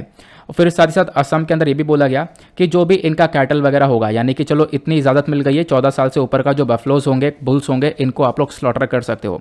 लेकिन इसमें भी रिस्ट्रिक्शन ये लगा दी गई कि असम के अंदर, राज्य के अंदर इधर उधर यहाँ पर इस बीफ का ट्रांसपोर्टेशन नहीं होगा और एक राज्य से दूसरे राज्य में इसका ट्रांसपोर्टेशन नहीं होगा, जिसकी वजह से यहाँ पर ये इशू आ गए और असम से मेघालय में बीफ का ट्रांसपोर्टेशन पूरी तरह से रुक चुका है, जिसकी वजह से मेघालय में ये बीफ का क्राइसिस आ चुका है और हालात इतने बुरे हो चुके हैं कि जो प्राइस है वो काफ़ी बढ़ चुके हैं। नाउ जो काउ स्लॉटर बैन किया गया, ये हमारे संविधान के अंदर भी मेंशन्ड है। जब हम लोग डीपीएसपी को देखते हैं, directive principles of state policy को, तो इसका आर्टिकल 48 खुद बोलता है कि हम लोग को यहाँ पर क्या करना चाहिए। जो काउ स्लॉटरिंग है, काव्स है और दूसरे और मिल्क एनिमल्स आपको देखने को मिल जाएंगे, इनकी जो स्लॉटरिंग है उसको रोक देना चाहिए, उसको प्रोहिबिट कर देना चाहिए। तो यहाँ पर ये खुद बोलता है, लेकिन इसके अंदर एक छूट दी गई है कि आप लोग हर चीज़ पर रिस्ट्रिक्शन लगा सकते हो, लेकिन जो बुल्स बुलक्स हैं या आप देख पाओगे इनकी स्लॉटरिंग के ऊपर रिस्ट्रिक्शन नहीं भी लगाओगे, ठीक है, नहीं लगा सकते। तो ये चर्चा हो गई। उसके बाद जुडिशरी का क्या रोल रहा है, तो देखो पहले भी ये केसेस काफ़ी चलता रहा, हमेशा से यहाँ पर ये चर्चा हो रही है। तो काउ स्लॉटरिंग को बेसिकली हमेशा से ही यहाँ पर एक अर्श पर स्तर पर रखा है, जिसकी वजह से मध्य प्रदेश, बिहार, उत्तर प्रदेश और भी बहुत सारे राज्य हैं जिन्होंने काउ स्लॉटरिंग को यानी गाय की हत्या को पूरी तरह से बैन कर दिया है। फिर अगले आर्टिकल में हमने डिस्कस किया था मंकी पॉक्स के बारे में। तो अभी मंकी पॉक्स यूके में फैलता हुआ नजर आया, जिसको लेकर एक आर्टिकल पब्लिश हुआ। फिर मैंने आपको मंकी पॉक्स को लेकर सारी इन्फॉर्मेशन दी है। मंकी पॉक्स एक जूनोटिक डिजीज़ है। जूनोटिक डिजीज़ मतलब कि यह जानवरों से इंसान में फैलने लगता है। यह जो मंकी पॉक्स वायरस इन्फेक्शन है, इसको यहाँ पर न केवल मंकी के अंदर, बाकी जो चूहे हैं और भी बहुत सारी प्रजातियाँ हैं जानवरों की, उसके अंदर पाया जाता हुआ देखने को मिलता है। ये जो मंकी पॉक्स वायरस है, ये सबसे पहली बार डिस्कवर किया गया था 1958 में। लेकिन इसके जो लक्षण वगैरह वो क्या है, भाई बुखार आ जाना, रैशेस हो जाना बॉडी के अंदर में, और यहाँ पर इस प्रकार से लिम्फ नोड्स, ये सूजन वगैरह देखना, ठीक है। फिर उसके बाद बताया गया ये जो मंकी पॉक्स है ये ट्रांसमिट हो सकता है और इंसान से इंसान में भी ट्रांसमिट हो सकता है। ये मंकी पॉक्स इन प्राइमेट्स या फिर इन रोडेंट्स के थ्रू फैलता हुआ नजर आता है, यानी कि प्राइमेट्स ये हो गए, माउस, लेमोर, मंकी हो गया, और रोडेंट्स यहाँ पे ये चूहा वगैरह हो गया, इससे भी फैल जाता है। ह्यूमन टू ह्यूमन ट्रांसमिशन हो सकता है जब एक व्यक्ति दूसरे व्यक्ति के साथ में कॉन्टैक्ट में आए, ठीक है। यहाँ पर इन्फेक्शन हो सकता है स्किन रिलेशंस के थ्रू, या फिर आपस में कॉन्टैक्ट में आते हैं तो यहाँ पर ये मंकी पॉक्स वायरस फैल सकता है। प्लस उसके बाद यहाँ पर आप लोग देख पाओगे मंकी पॉक्स का जो फैटेलिटी रेट है, यानी कि लोग की जान जाती है, बिल्कुल जाती है। तो ज़्यादातर यंग लोगों को, यानी कि जो जवान लोग हैं, उनको बुरी तरह से अफेक्ट करता है। मंकी पॉक्स का ट्रीटमेंट क्या है, तो इसको कैसे ठीक किया जा सकता है, तो बेसिकली अभी तो देखो यहाँ पर इसके इन्फेक्शन के लिए एक वैक्सीन है, वैक्सीन जो कि स्मॉल पॉक्स के लिए इस्तेमाल की जाती है। स्मॉल पॉक्स एक टाइम पर बहुत ज़्यादा फैला करता था, स्मॉल पॉक्स तो भी खत्म हो चुका है। अब स्मॉल पॉक्स को हमने इरेडिकेट कर दिया, पूरी तरह से ख़त्म कर दिया, तो इस वैक्सीन का ज़्यादा यूज़ होता नहीं है, तो जिसको लेकर एक प्रॉब्लम देखने को मिलती है। अदरवाइज़ ये जो वैक्सीन है जिसके हम लोग स्मॉल पॉक्स को ठीक करते हैं, वही सिमिलर वैक्सीन से मंकी पॉक्स को भी ठीक किया जा सकता है। बाकी और भी बहुत सारी वैक्सीन है जिसके ऊपर वर्क किया जा रहा है और एक एंटीवायरल एजेंट को भी बनाया गया है। फिर अगले आर्टिकल में हमने मगर क्रोकोडाइल के बारे में डिस्कशन किया था कि अभी यहाँ पर एक पानी से भरी ट्रेन जो है ये पहुँचाई गई राजस्थान के पाली एरिया में, क्योंकि वहाँ पे पानी की कमी पड़ गई, जिसकी वजह से जो ये मगरमच्छ हैं इनको काफ़ी परेशानियाँ हुई हैं, तो इनकी अभी जान बचाई गई है। फिर मगर क्रोकोडाइल के बारे में मैंने आपको काफ़ी सारी इन्फॉर्मेशन दी थी कि जैसे कि मगर क्रोकोडाइल या मार्श क्रोकोडाइल का साइंटिफिक नेम क्या है, तो साइंटिफिक नेम है क्रोकोडाइलस प्लास्टरस। तो यहाँ पर इसका हैबिटेट कहाँ पर है, तो देखो ये ऑलरेडी भूटान, म्यांमार में ख़त्म हो चुका है, इंडिया के कुछ हिस्सों में पाया जाता है। फिर इसको खतरा क्या है कि भाई इसका जो एरिया है वो यहाँ पे बर्बाद किया जा रहा है, हंटिंग वगैरह कर दी जाती है, मेडिसिनल पर्पस के लिए यूज़ किया जाता है। फिर उसके बाद इसी क्रोकोडाइल की, यानी कि मगरमच्छ की कुछ और भी प्रजातियाँ आपको देखने को मिल जाएंगी। जैसे एक होता है सॉल्ट वाटर क्रोकोडाइल या फिर इस्त्वेरिन। तो ये जो सॉल्ट वाटर क्रोकोडाइल है ये पृथ्वी का एक सबसे लंबा जीने वाला क्रोकोडाइल आपको देखने को मिल जाता है। ये ज़्यादातर आपको भितरकनिका नेशनल पार्क, सुंदरबंस में और अंडमान निकोबार आइलैंड में देखने को मिलता है। प्रोटेक्शन स्टेटस की बात करें तो लीस्ट कंसर्न कैटेगरी में अच्छी खासी जनसंख्या है, ठीक है। फिर उसके बाद यहाँ पर वाइल्ड लाइफ प्रोटेक्शन एक्ट में शेड्यूल 1 के अंदर इसको प्रोटेक्शन मिली हुई है। फिर घड़ियाल्स की बात करें, एक प्रजाति आती है घड़ियाल्स की, जिसको हम लोग यहाँ पर गैवियाल के नाम से भी जानते हैं। ये आपको चंबल रिवर के अंदर सबसे ज़्यादा देखने को मिलता है। चंबल रिवर के बाद में घाघरा, गंडक और गिरवा रिवर, रामगंगा रिवर के अंदर देखने को मिलता है। प्रोटेक्शन स्टेटस की बात करें तो क्रिटिकल इंडेंजर्ड कैटेगरी में, मतलब कि जनसंख्या इसकी खतरे में है। उसके बाद एक यूपीएससी 2017 का क्वेश्चन है, आपको इसको सॉल्व करना है। वीडियो को पॉज करो, इसका आंसर नीचे कमेंट सेक्शन में लिखो। फिर 2010 का एक क्वेश्चन है, वीडियो को पॉज करो, इसका आंसर नीचे कमेंट सेक्शन में लिखो। आंसर आपके सबको, जो भी आंसर हैं वो सबके साथ ही मिल जाते हैं, ठीक है। फिर अगले आर्टिकल में हमने डिस्कस किया था वर्टिकल फार्मिंग के बारे में। तो यहाँ पर चर्चा ये हो रही थी कि भाई लगातार इंडस्ट्रीज़ वगैरह बढ़ रही हैं, ज़मीन की कमी पड़ रही है, तो वर्टिकल फार्मिंग एक ऐसा कॉन्सेप्ट है कि कम ज़मीन के ऊपर हम लोग किस प्रकार से ज़्यादा खेती कर सकते हैं। तो आपको वर्टिकल फार्मिंग के बारे में काफ़ी सारी इन्फॉर्मेशन दूंगा, लेकिन उससे पहले बता दूं वर्टिकल फार्मिंग का जो कॉन्सेप्ट है ये पहली बार 1915 में गिलबर्ट एलिस बेली लेकर आए थे। फिर बाद में 1999 में इस वर्टिकल फार्मिंग के जो कॉन्सेप्ट को यहाँ पे और ज़्यादा बढ़ावा दिया प्रोफेसर डिक्सन डेस्पोयरमैन ने। उसके बाद यहाँ पर आप देख पाओगे दो लाइन होती हैं, एक हॉरिजॉन्टल होता है एक वर्टिकल। हॉरिजॉन्टल मतलब इस प्रकार से, वर्टिकल मतलब इस प्रकार से। जब हम लोग हॉरिजॉन्टल की बात करते हैं तो ज़मीन पर इस तरीके से यहाँ पर फार्मिंग करना वो हॉरिजॉन्टल होती है। वर्टिकल मतलब एक के ऊपर एक, एक के ऊपर एक, एक के ऊपर एक, इसका मतलब यहाँ पर इस प्रकार से फार्मिंग कर रहे हैं। तो इतनी सी ज़मीन में आप यहाँ पर एक पूरी बिल्डिंग खड़ी कर सकते हो, फार्मिंग कर सकते हो ऊपर तक। लेकिन हॉरिजॉन्टल फार्मिंग में बहुत सारी ज़मीन लगती है, तो वर्टिकल फार्मिंग के अंदर कम ज़मीन पर आप बहुत सारी फार्मिंग कर सकते हो। वर्टिकल फार्मिंग के फ़ायदे हैं, घर में कर सकते हो, इससे यहाँ पर बारिश से बचा जा सकता है अपने फसलों को, प्लस यहाँ पर जो गर्मी वगैरह उससे बचाया जा सकता है। वर्टिकल फार्मिंग के अंदर तीन प्रकार होते हैं। एक होता है हाइड्रोपोनिक। हाइड्रोपोनिक में क्या होता है, जो हमने यहाँ पर फसल लगा दी, उसके बाद यहाँ पर इसकी जो जड़ होती हैं वो हम लोग एक न्यूट्रिएंट सॉल्यूशन में डुबो देते हैं। यानी जो सॉल्यूशन है कुछ यहाँ पर इसके अंदर न्यूट्रिएंट्स ऐड करे गए हैं, तो इसमें पानी कम लगता है, 70% लेस पानी लगता है। एक दूसरा टाइप होता है एरोपोनिक्स। एरोपोनिक्स के अंदर जो जड़ें होती है वो हवा में लटका दी जाती है और नीचे से पानी की छींटें मारी जाती हैं, तो यहाँ पर ये पेड़ ग्रो होता है। फिर उसके बाद आता है एक्वापोनिक्स, जहाँ पर एक पॉट में मछली रखी गई है और मछली यहाँ पर इस पानी को गंदा कर रही है किस प्रकार से, टॉयलेट वगैरह करके, और वो पानी यहाँ पर पेड़ के लिए अच्छा माना जाता है। तो वो पानी के अंदर काफ़ी सारा यहाँ पर आप कह सकते हो न्यूट्रिएंट आ जाएगा, जिसकी वजह से वो पानी पहले पेड़ में पहुँचा जाएगा, खाद में यहाँ पर डेवलप होगा, फिर इस पानी को निकाल लिया जाएगा, वो खाद यहाँ पर बाकी सारी चीज़ें खाद की तरह काम करेंगी और पानी वापस इसके अंदर डाल दिया जाएगा। इसको बोलते हैं एक्वापोनिक्स। तो यहाँ पर जीरो वेस्टेज होता है। और एरोपोनिक के अंदर पानी 95% कम लगता है। तो हाइड्रोपोनिक, एक्वापोनिक और एरोपोनिक, आई होप आप लोगों को समझ में आ गया होगा। तो इन्हीं को डिटेल से यहाँ पर समझाया गया है, वही बिल्कुल सेम इन्फॉर्मेशन है। अगले आर्टिकल में हमने डिस्कस किया था बाबू जगजीवन राम जी के बारे में। तो अभी रिसेंट डेज में पीएम ने क्या किया, एक ट्रिब्यूट यानी कि एक श्रद्धांजलि दी है हमारे बाबू जगजीवन राम जी को, इनकी 115वीं बर्थ एनिवर्सरी के ऊपर। जगजीवन राम, इनको यहाँ पर बाबूजी के नाम से भी बोला जाता है। ये एक नेशनल लीडर है, फ्रीडम फाइटर है और बहुत बड़ा रोल रहा है। 5 अप्रैल 1908 में इनका जन्म होता है बिहार के अंदर चांदवा में, एक दलित फैमिली के अंदर में। इनकी बारे में चर्चा करें तो स्कूल के टाइम पर इन्होंने काफ़ी भेदभाव फेस किया। ठीक है, जब स्कूल जाया करते थे तो इनके लिए एक अलग मटका रखा था, बाकी बच्चों के लिए एक अलग मटका रखा था, इनको एक अनटचेबल की तरह देखा जा रहा था। तो जगजीवन राम जी ने प्रोटेस्ट किया और वो मटका तोड़ दिया, उसके बाद में एक मटका रखा गया। उसके बाद में आप देख पाओगे इन्होंने अपनी यहाँ शुरुआत कर दी कि भाई यहाँ पर अनटचेबिलिटी के अगेंस्ट में लड़ेंगे। 1925 में जगजीवन राम जी यहाँ पर पंडित मदन मोहन मालवीय जी से मिलते हैं और वहाँ से उनसे इंस्पायर होते हैं। फिर उनको जाके ज्वाइन करते हैं बनारस हिंदू यूनिवर्सिटी में, और बनारस हिंदू यूनिवर्सिटी में भी यहाँ पर इनको काफ़ी भेदभाव फेस करना पड़ता है। अब देश की आज़ादी से पहले और देश की आज़ादी के बाद जगजीवन राम जी का एक बहुत बड़ा रोल रहा है। 1931 में ये इंडियन नेशनल कांग्रेस के मेंबर बन जाते हैं और उसके बाद यहाँ पे बताया गया कि इन्होंने बहुत कुछ काम किया। डिप्रेस्ड क्लास सोसाइटीज़ को, जो डाउनवर्ड क्लास की सोसाइटीज़ थी, उनको इक्वालिटी देने के लिए काफ़ी काम किया इन्होंने। उसके बाद यहाँ पर ये इनको जेल भी हो गई है 2 बार 1940s के आसपास। और ये जेल क्यों हुई है, क्योंकि ये क्विट इंडिया मूवमेंट के अंदर एसोसिएटेड थे, ब्रिटिश रूल के अगेंस्ट में जो क्विट इंडिया मूवमेंट चलाया जा रहा था। फिर देश की आज़ादी के बाद में जवाहरलाल नेहरू जी ने जब सरकार को बनाया तो उसमें जगजीवन राम जी यंगेस्ट मिनिस्टर बने। फिर देश की आज़ादी के बाद में यहाँ पर इन्होंने लेबर पोर्टफोलियो संभाला। फिर उसके बाद ये मिनिस्ट्री ऑफ कम्युनिकेशन को संभालते हुए नजर आए, फूड और एग्रीकल्चर को संभाले। फिर डिफेंस मिनिस्टर भी ये बने। जब इंडिया पाकिस्तान का वॉर हुआ था 1971 का, तब वो उस समय डिफेंस मिनिस्टर थे और सबसे ज़्यादा लंबे समय तक सर्व करने वाले कैबिनेट मिनिस्टर हैं और सबसे ज़्यादा लंबे समय तक सर्व करने वाले मेंबर ऑफ पार्लियामेंट भी हैं। उसके तौर पर उन्होंने एक वर्ल्ड रिकॉर्ड बना रखा है। ठीक है, तो ये इन्फॉर्मेशन हो गई। फिर हमने प्रधानमंत्री गरीब कल्याण अन्न योजना के बारे में चर्चा करी ली है। फिर अगले आर्टिकल में हमने डिस्कस किया था इंडियन रूपी के अंदर डेप्रिसिएशन देखने को मिल रहा है। तो इंडियन रूपी यहाँ पर गिरी है 7.44% से। तो मतलब कि यहाँ पर मैं आपको समझाता हूँ डायरेक्टली डेप्रिसिएशन के बारे में। तो करेंसी डेप्रिसिएशन क्या होता है? डेप्रिसिएशन ये होता है कि जो अपनी वैल्यू यानी कि इंडियन रूपी जो है इसकी वैल्यू काफ़ी गिर जाती है in respect to the dollars. जैसे कि यहाँ पर एग्जाम्पल लेते हैं, पहले के समय पर $1 इज इक्वल्स टू 70 रुपये है और अब यहाँ पर $1 इज इक्वल्स टू 77 रुपये। तो अब यहाँ पर हमारी करेंसी की वैल्यू गिर गई है। तो कैसे गिर गई है? पहले हम लोगों को $1 खरीदने के लिए 70 रुपये खर्च करना पड़ रहा था, अब वही $1 खरीदने के लिए 77 रुपये खर्च करने पड़े हैं। तो मतलब हमारी वैल्यू गिरती हुई नजर आ रही है। इसी को हम लोग डेप्रिसिएशन बोलते हैं। डेप्रिसिएशन का पॉजिटिव और नेगेटिव इंपैक्ट पड़ता है इंडियन इकोनॉमी के ऊपर। पॉजिटिव इंपैक्ट की बात करें तो एक्सपोर्ट बढ़ जाता है। एक्सपोर्ट क्यों बढ़ जाता है? क्योंकि यहाँ पर 2 कंडीशन है, मैंने आपको बताया। एक जगह $1 70 रुपये का है और दूसरी जगह यहाँ पर $1 77 रुपये का है। तो आप लोग यहाँ पर देख पाओगे जब $1 70 रुपये का होता है तो यहाँ पर क्या होगा कि एक तरीके से एक व्यक्ति आएगा, वो एक तरीके से यहाँ पर $1 देकर $70 का सामान ले जाएगा। लेकिन यहाँ पर सेम कंडीशन, जब हमारी कंट्री की वैल्यू गिर जाएगी करेंसी की, तो यहाँ पे वो व्यक्ति $1 लेकर आएगा और $77 का सामान लेकर जाएगा, तो एक्सपोर्ट बढ़ जाएगा।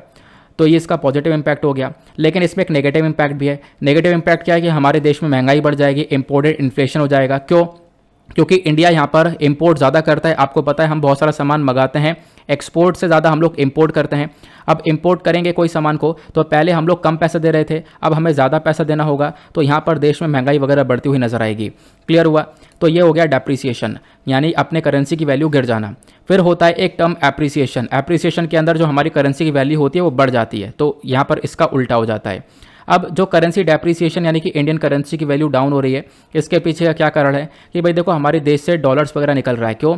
रशिया यूक्रेन के युद्ध में जो इंडिया है वो रशिया को सपोर्ट करता हुआ नजर आ रहा है, जिसके बेसिस पर लोग समझ रहे हैं कि इंडिया के ऊपर सैंक्शन लग सकते हैं। तो इन्होंने अपने जो डॉलर्स वगैरह है वो सब निकालने चालू कर दिए भारत से, तो भारत के मार्केट से पैसा निकल रहा है, जिसकी वजह से यहाँ पर आप देख पाओगे ये सिचुएशन क्रिएट हुई।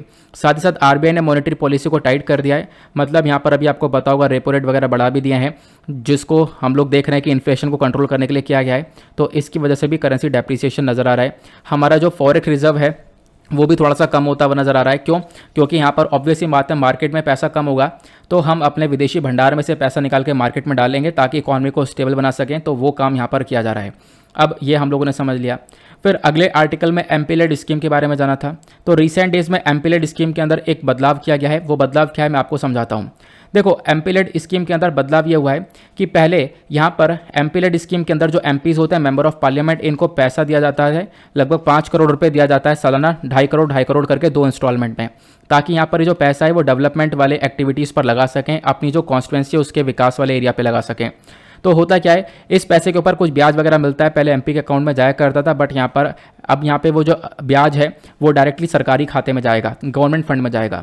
गवर्नमेंट फंड की बात करते तो गवर्नमेंट फंड 3 प्रकार के नजर आते हैं। एक होता है पब्लिक अकाउंट जो कि आर्टिकल 266 के अंदर मेंशन्ड है, एक होता है कॉन्टिजेंसी फंड जो कि आर्टिकल 267 के अंदर मेंशन्ड है, एक होता है कॉन्सोलिडेटेड फंड, ये आपको 266 में देखने को मिलेगा। देखो कॉन्सोलिडेटेड फंड क्या है, यहाँ पे सरकार का सारा रेवेन्यू रखा जाता है।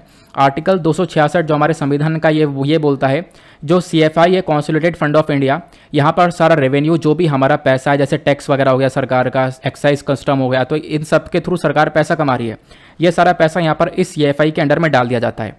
ठीक है, अब ये सरकार का रेवेन्यू हो गया। अब जब सरकार को पैसा खर्च करना होता है तो इसमें यहाँ पर एक पार्लियामेंट्री अप्रूवल चाहिए होता है, उसके बाद ही यहाँ पर पैसों को खर्च किया जाता है। तो ये तो हो गया कॉन्सोलिडेटेड फंड ऑफ इंडिया। अब बात करते हैं एमपी-लेड स्कीम क्या है। तो एमपी-लेड स्कीम एक सेंट्रल सेक्टर स्कीम है, केंद्र सरकार के थ्रू चलाई जाने वाली स्कीम है, जिसका अनाउंसमेंट किया गया था दिसंबर 1993 में। इसका ऑब्जेक्टिव यहाँ पर यह है कि यहाँ पर एमपीज़ को कुछ पैसा देना, जो एमपीज़ है वो कुछ वर्क बताते हैं कि भाई यहाँ पर डेवलपमेंट होना है, वाटर फैसिलिटी लेकर आनी है, एजुकेशन देना है, पब्लिक हेल्थ के ऊपर काम करना है। अब उसके बाद एमपी-लेड स्कीम के अंदर में अभी स्कीम्स वगैरह को भी ऐड कर दिया है, स्वच्छ भारत अभियान के लिए पैसा खर्च करना है, ठीक है, या अलग अलग स्कीम्स के लिए पैसा खर्च करना है। तो इसके लिए यहाँ पर एमपीज़ को कुछ अमाउंट दिया जाता है। तो मेंबर ऑफ पार्लियामेंट को ये पैसा दिया जाता है, लेकिन वो मेंबर ऑफ पार्लियामेंट के हाथ में नहीं आएगा।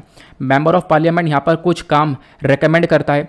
यहाँ पर देखो रोल क्या है, मेंबर ऑफ पार्लियामेंट क्या करेगा, वो काम रिकमेंड करेगा एक डिस्ट्रिक्ट कलेक्टर को, डिस्ट्रिक्ट अथॉरिटीज़ को, ये इनको काम देगा कि भाई यहाँ पर ये काम होना है, आप इस पूरे काम को देखो। तो वो जो डिस्ट्रिक्ट कलेक्टर है इसकी सारी जिम्मेदारी होती है, ये सारे एलिजिबल वर्क्स को देखता है, फिर उसके बाद कौन सी एजेंसी काम करेगी उसको लागू करता है, और सारी चीज़ों का रिस्पॉन्सिबल यहाँ पर डिस्ट्रिक्ट कलेक्टर हो जाता है।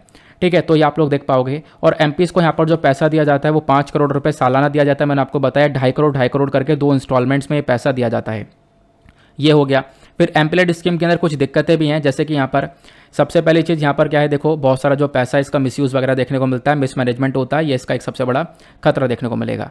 फिर वर्टिकल फार्मिंग के बारे में चर्चा की गई है। वर्टिकल फार्मिंग हम ऑलरेडी डिस्कस कर चुके हैं, अभी चर्चा में था।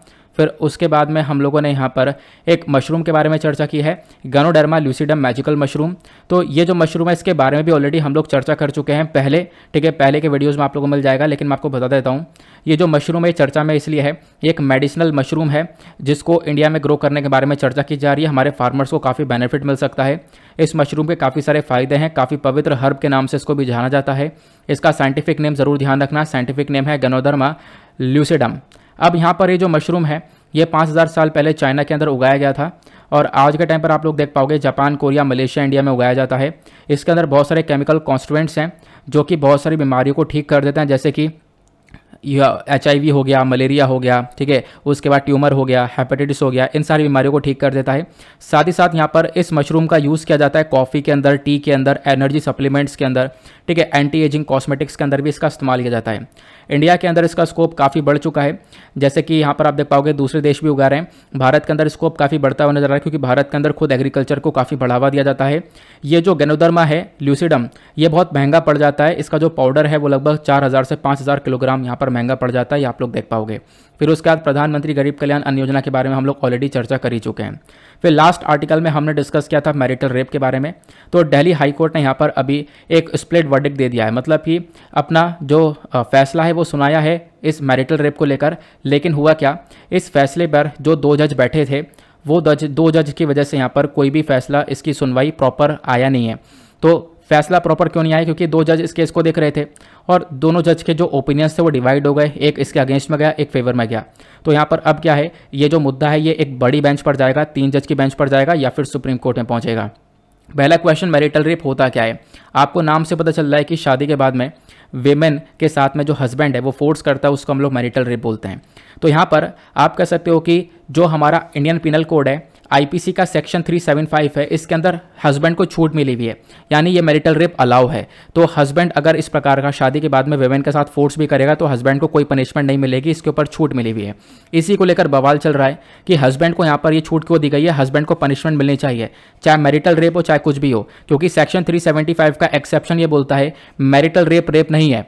तो लोगों का कहना यह है कि भाई इस चीज़ को हटाओ, इस एक्सेप्शन को खत्म करो, रेप है, चाहे वो मैरिटल रेप हो चाहे कैसा भी रेप हो, ठीक है। तो यहाँ पर हस्बैंड अगर ये काम करता है शादी के बाद में यहाँ पर फोर्स करता है तो उसको भी यहाँ पर सज़ा मिलनी चाहिए। क्लियर हुआ। तो ये तो करंट सिनेरियो हो गया, इस चीज़ को लेकर चर्चा की जा रही है, इसको लेकर काफ़ी बवाल हुआ। इन दोनों जजेस ने केस देखा तो एक फेवर में एक अगेंस्ट में, जिसकी वजह से इसके ऊपर कोई सुनवाई हो नहीं पाई है। अब ये जो मुद्दा है ये आगे बड़ी बेंच पर जाएगा। ये आईपीसी का सेक्शन 375 क्या बोलता है मैंने आपको समझा दिया, ठीक है। मैरिटल रेप क्या होता है मैंने आपको समझा दिया, पत्नी की सहमति के बिना संबंध बनाने को ही हम लोग यहाँ पर मैरिटल रेप कहते हैं। लेकिन आईपीसी के जो धारा है 375, इसमें यहाँ पर एक अपवाद टू एक्सेप्शन दिया हुआ है, जहाँ पर अगर भारत में पति जो है पति का जो पत्नी की सहमति के बिना उसके साथ में सेक्स करना है वो अपराध नहीं कहलाता है, क्योंकि इसके अंदर एक एक्सेप्शन है। तो इसी चक्कर में इसको अपराध घोषित करने के बारे में चर्चा की जा रही है। मैरिटल रेप का इतिहास देखें तो बहुत लंबे समय से इसके ऊपर फोकस किया गया कि भाई इसको क्रिमिनलाइज कर दिया जाए, लेकिन आज तक ये मुद्दा अभी तक चलता हुआ ही आ रहा है। फिर उसके बाद बात करें दुनिया भर में मैरिटल रेप को लेकर क्या हाल है, तो दुनिया भर में जब आप लोग देखते हो तो लगभग 77 देशों ने 77 देशों के अंदर जो मैरिटल रेप है इसको अपराध बोल दिया गया है कि हाँ अगर कोई व्यक्ति करेगा, कोई हस्बैंड ये काम करेगा तो उसको पनिशमेंट मिलेगा। लेकिन अभी भी 34 देश ऐसे हैं जहाँ पर यह अपराध नहीं है, उसमें भारत भी शामिल है, ठीक है। भारत के अंदर यह अपराध नहीं कहलाता। 1932 के अंदर आप देख पाओगे जो मैरिटल रेप है इसको अपराध घोषित कर दिया गया था। इसको सबसे पहले अपराध घोषित करने वाला जो कंट्री है वो पोलैंड बना, उसके बाद में अमेरिका आया, देन यूरोपियन यूनियन ने किया, देन नेपाल ने भी इसको यहाँ पर अपराध घोषित कर दिया। लेकिन कौन कौन से देश हैं जिन्होंने अभी अपराध घोषित नहीं किया है, वो है Ghana, India, Indonesia, Jordan, Lesotho, Nigeria, Oman, Singapore, Sri Lanka, Tanzania. ये कुछ ऐसे देश हैं जिन्होंने अभी तक इसको अपराध घोषित नहीं किया है। फिर मैरिटल रेप के अंदर कुछ एक्सेप्शंस हैं, जो एक्सेप्शन दिए गए, जो छूट दी गई है, इसमें काफ़ी सारे विवाद हैं। वो विवाद क्या है, सबसे पहली चीज़ यहाँ पे बोला गया कि भाई यहाँ पर आप जो छूट दे रहे हो हस्बैंड को, इससे कहीं ना कहीं वेमेन के ऊपर एक बुरा इंपैक्ट पड़ेगा। वेमेन के जो बेसिक राइट्स हैं, जो फंडामेंटल राइट है, right to freedom of speech, expression है, वो कहीं ना कहीं यहाँ पर वॉयलेट होता हुआ नजर आ रहा है। उसके बाद यहाँ पे बोला गया मैरिटल रेप के अगर हम लोग क्रिमिनलाइज भी कर देते हैं इसको, यानी हस्बैंड अगर ये काम करता है उसको पनिशमेंट मिलनी चाहिए, अगर इसको क्रिमिनलाइज कर दिया जाए तो इसके अगेंस्ट में भी कुछ आर्गूमेंट है। बोला जा रहा है कि कुछ वेमेन्स हैं जो कि यहाँ पर इस लॉ का काफ़ी मिसयूज़ कर सकती हैं। जैसे आज के टाइम पर भी कानूनों का सेक्शन 498 का बहुत ज़्यादा मिसयूज़ होता है, डाउरी एक्ट का मिसयूज़ होता है, प्लस यहाँ पर आप कह सकते हो जो क्रुएल्टी है उसका मिसयूज़ होता है। बहुत सारे मिसयूज़ आपको देखने को मिलते हैं, तो पॉसिबिलिटी इसका भी मिसयूज़ हो सकता है। और कहीं ना कहीं फिर ये जो एक्ट है ये यहाँ पर वेमेन एक टूल की तरह इस्तेमाल करेगी हस्बैंड को हैरेस करने के लिए, तो इसको एक मिसयूज़ के तौर पर भी देखा जा सकता है। इन सब चीज़ों को देखते हुए देखो अवेयरनेस जो है, जागरूकता, वो बहुत ज़्यादा इंपॉर्टेंट है। तो वो यहाँ पर सिर्फ मैरिटल रेप को क्रिमिनलाइज कर देना काम नहीं रहेगा। यहाँ पे आप लोग थोड़ा सा जागरूकता फैला सकते हो लोगों के प्रति कि हाँ हम लोग क्या कर सकते हैं इस मैरिटल रेप को लेकर। अगर इतने विवाद है तो हम लोग डिवोर्स की तरफ बढ़ सकते हैं, या इस प्रकार की जागरूकता फैलाई जा सकती है। क्लियर हुआ। तो ये सारी इन्फॉर्मेशन आप लोग को यहाँ पर इस पर्टिकुलर आर्टिकल में मिल चुकी है। आई होप आप लोगों को मज़ा आ चुका है। ये पूरा का पूरा हम लोगों ने जो डिस्कशन है ये हमारा हो चुका है, और लगभग हमने सारा पूरा हफ्ते का आर्टिकल मंडे से लेकर सैटरडे तक जितने भी आर्टिकल थे उन सब का डिस्कशन हो चुका है और उन सब का रिवीजन यहाँ पे करवा दिया गया। आई होप आपको मज़ा आ चुका है। रिवीजन से ज़्यादा फोकस किया गया है, सारी चीज़ें आपको डिटेल से ही बताई गई हैं, तो आई होप आप लोग को ये हेल्प करेगा। इसी के साथ करते हैं लेक्चर को समाप्त। मिलते हैं आप लोगों को नेक्स्ट वीडियो में। आज के लिए bye bye, have a nice day, thank you and जय हिंद।